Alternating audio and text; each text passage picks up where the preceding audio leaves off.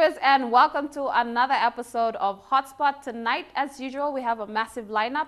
We have League for Life as well as the Puma Energy, as Puma Energy backs the PNG Pukpuks and their sevens campaign this year. Jeremy Mogi, our soccer guru of the sports team, joins us later on during the show with an update on the Telikom National Soccer League. But we head straight into our first story, as Cricket PNG was awarded as the best overall cricket development program at the East Asia Pacific Development Annual Awards. Cricket PNG for the fourth time was awarded Best Overall Cricket Development Program at the East Asia Pacific Development Annual Awards. Since its establishment in 2004, an employment of 80 staff and the support of volunteers, coaches, umpires and players has enabled Cricket PNG to roll out numerous development programs in the country. 160,000 children participated in the rollout of the BSP school cricket program in 2014, setting a benchmark of consistent effort in equipping young cricketers' basic knowledge and skill of the game. To accommodate the transition of school cricket players to a more competitive level, with the support of Paradise Foods Limited, Cricket PNG then rolled out the Gold Nugget School Cricket Trophy program, which saw 12 to 19-year-olds play hardball cricket. And for the first time in sport, Cricket PNG launched the all-inclusive Cricket Blongolgeta program. This award adds to the success of under-19 Garamuts, Lewas and Baramandis in 2014 and the growth of the sport in the country. And congratulations to Cricket PNG, and we wish them the best for another great year of cricket. We'll head off our first break for tonight. Up next, we'll have more rugby league and rugby union.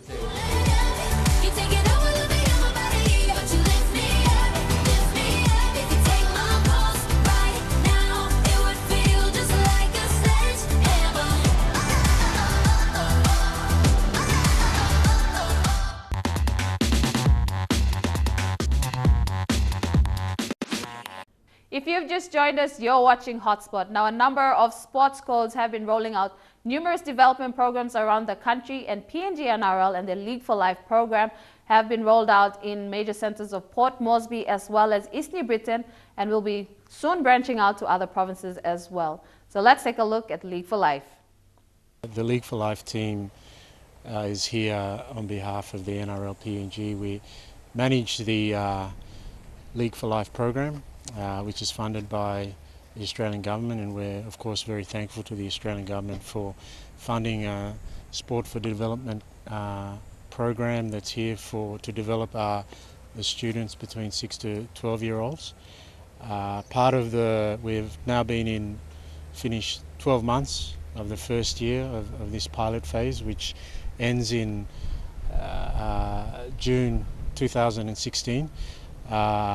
We're down here at UPNG at the Oval here, just as part of a professional development campaign to develop the employees within the program. It's a very important part of the program that they receive professional development to be able to deliver the standards of the program at a quality that's to NRL standards, so that we can achieve the outcomes set out in the design of the program. So we've got 3 development officers from Kokopo, 3 development officers from Goroka, 3 from NCD. There's 1 lead development officer in each of those centres. We're very proud to also have female development officers as part of our rugby league development team. One of them is a lead development officer. Her name's Grace Michael, who leads the team over there. So a lot of the program promotes gender equality, which is very important in sport and very important in the community. So 9 altogether. We've also got our media advisor, we've got our monitoring evaluation people. We have Nigel Hukula, who's our national program coordinator as well. He's down here to ensure that the latest developments in NRL game development capacity is being taught to our Papua New Guinean development officers here. So we want to build the best sporting development officers for the program. So what we expect, usually what was taught before in game development and teaching children was very much regimented, drill type, catch and pass and line up type of skills when you're teaching children game development. From here we've moved, the NRL has moved into what they call game sense teaching. So when you're teaching a child, you want to make the activity as fun and as inclusive as possible. So girls, boys, children with disabilities, so we modify all our drills and activities and sessions to make sure that they're as fun as possible. We're not so focused on whether they learn how to catch the ball properly or pass forward, or that's not. We want them to have the most fun experience that they possibly can, and then at the end of the activity we want them to know that and teach them the messaging about the importance of education and the importance of respect for all Papua New Guineans, because we're here to build and teach young Papua New Guineans the importance of those factors. Yeah. And we wish the League for Life volunteers and games development officers the best in rolling out the program this year. We now jump on to Rugby Union, and Puma Energy backs the PNG Pukpuks. Puma Energy announced today the backing of the PNG Pukpuks men's sevens team with a sponsorship of 500,000 kina. The acting general manager for Puma Energy PNG, Hulala Tokana, says they're pleased to support the team with their re-entry into the World 7 Series after an absence of close to a decade. Sponsorship of 500,000 kina, right? So Puma Energy is getting behind it's the sevens team that we're sponsoring. So it's a timely event because all our Super 7 shops throughout the country, because we've actually gone and done a rebranding at all our service stations. So it's timely such that we have a Super 7 shop. So at the same time we're sponsoring the Pukpuk Sevens, right? So they'll be known as the Puma Energy Pukpuk Sevens, the Super Sevens, right? So we're hoping that this is their first entrant. This is their entrance back into the Hong Kong Sevens. That's right. After a long absence. I think they mentioned to me it was about 10 years absence. So this is a new entrant into the market, being Puma Energy, and it's also the Pukpuk Sevens getting back into the Hong Kong 7 circuit. So it's all about us trying to come on board with them as being a naming rights sponsor. Development Manager for PNG RFU, Sailosi Druma, says they are delighted to have Puma Energy on board, supporting the team's efforts in progressing further on an international scale and with the development in rugby union in the country. We're very privileged with Puma Energy coming on board. This is going to go towards the men's sevens team. 2015 is a very busy year for us, considering all the programs that we have in place. Tomorrow the boys are playing in the Wellington Sevens, and then they come back and they have the Malaysia Sevens and then the Hong Kong Sevens at the end of March. So, with Puma Energy coming at the right time, we're very privileged and honored to receive this sponsorship. So all this sponsorship will be geared towards preparing our boys, the men's sevens team, to all these events. The Hong Kong Sevens will be a qualifier for the IRB World Circuit, and PNG RFU says they want to ensure the boys will be fully supported on and off the field.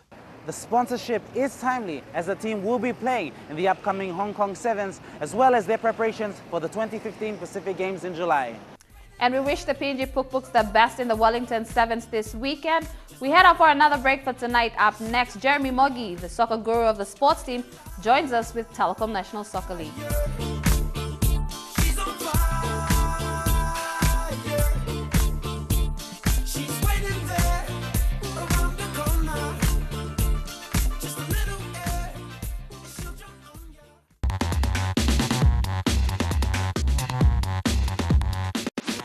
Welcome back. You're watching Hotspot. Now, the Telikom National Soccer League have faced minor hiccups since its launching this year.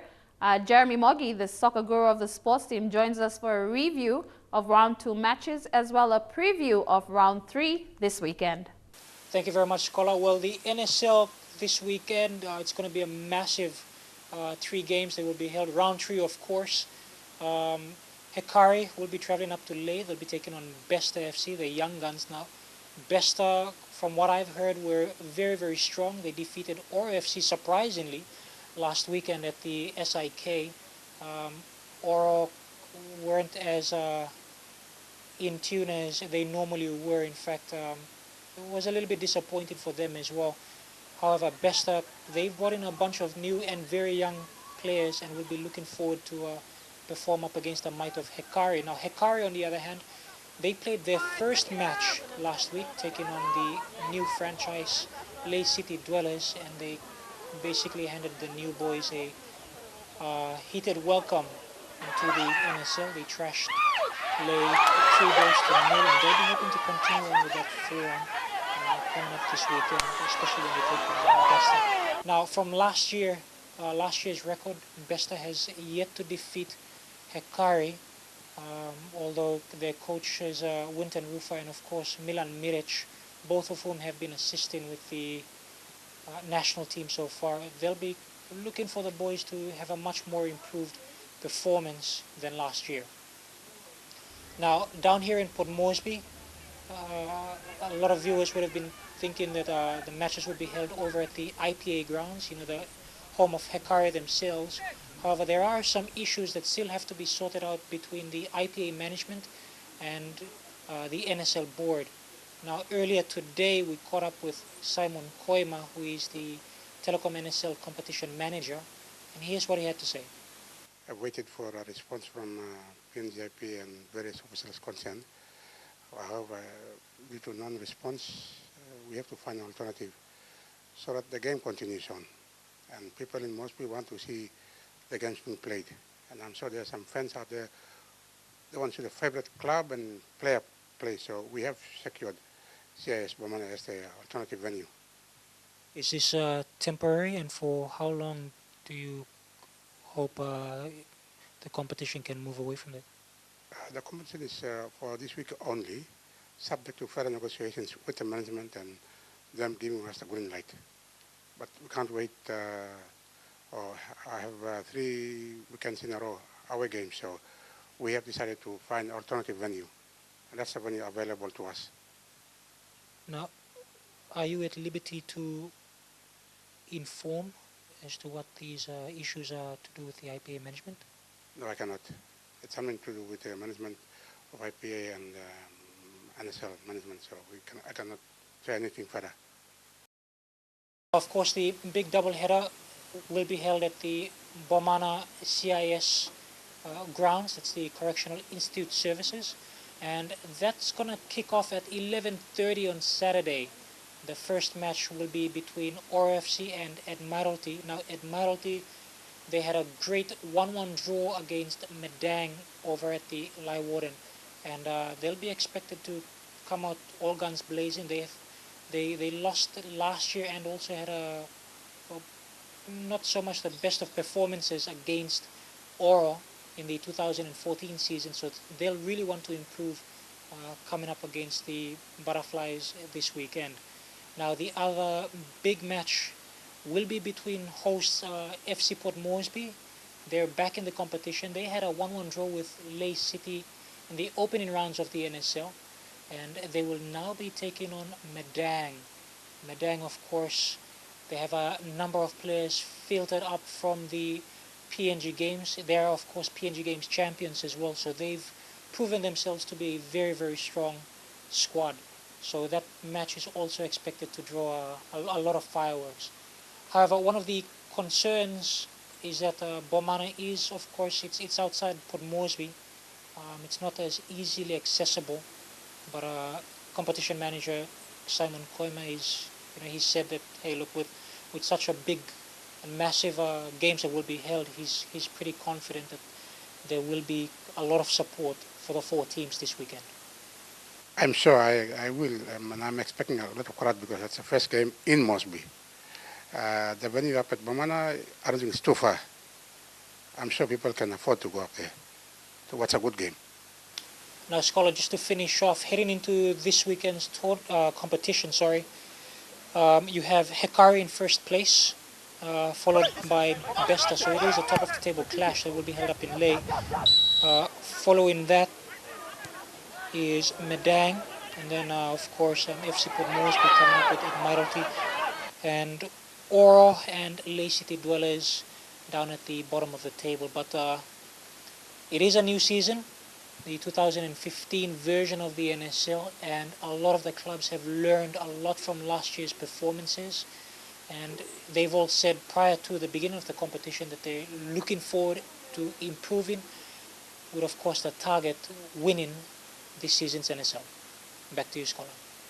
We head out for our final break tonight. Stay with us as we wrap up the show. Princess, so intelligent, make me want to reapply to school for the hell of it. I'll be the student, you be the teacher. Miss Sophisticated, such a pleasure to meet you.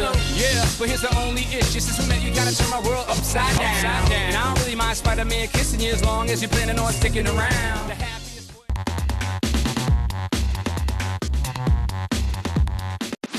We've come to the end of another great show, but before we leave, let's take a look at our weekend draws. This weekend, the Telikom National Soccer League enters round 3. In Ley at the Sir Ignatius Kilagi Stadium and in Port Moresby, the Bomana CIS grounds will see the first doubleheader at 11:30 between Oro FC and Admiralty. And at 2 p.m, FC Port Moresby comes off a bye to face Medang FC.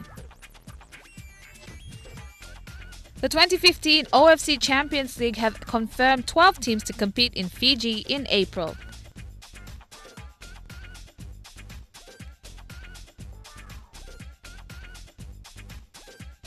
Defending champions Hekari are placed in Pool C and will play their first group match on the 12th of April in Suva. And recognizing the achievements of our athletes, the 2015 SB Sports Awards nominations are now open. This year sees 12 categories open for nominations, and nominations will close on the 25th of this month.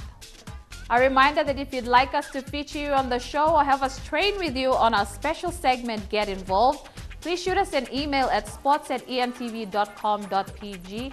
I know most of you are on Facebook, so please check us out. And if you're in Port Moresby, drop by to second floor Garden City right here in Boroko and ask for a very special and awesome sports team. And